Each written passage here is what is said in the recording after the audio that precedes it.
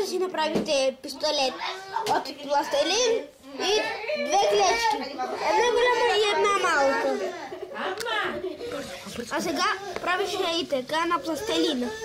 Давай, давай, давай, давай. Докато не стане много дълъг. Но трябва да го направите бързо. Да стане такъв. И взимате тази клечка. Слагате я тук.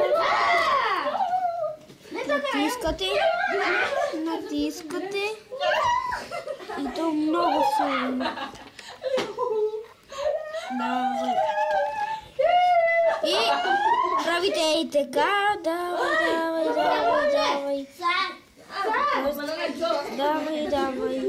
Докато не стане така. Ако тук се вижда малко, взимате малко пластилин и го попълвате вътре. Така. Това е готово да се подпира. Правите и така, дай. Готово. А сега взимате малката клечка. Слагате я и като другата. Натискате. Давай. Така, сега правите и така по същия начин. Да го попълвате. Давай. И взимате тази част.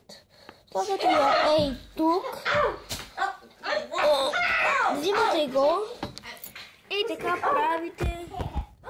Но трябва това да стигне до клечката.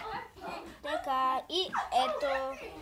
Сега взимате малко пластилин от горния краишник.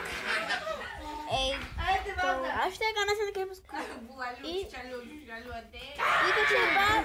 така, докато остане голям. Слагате го тук.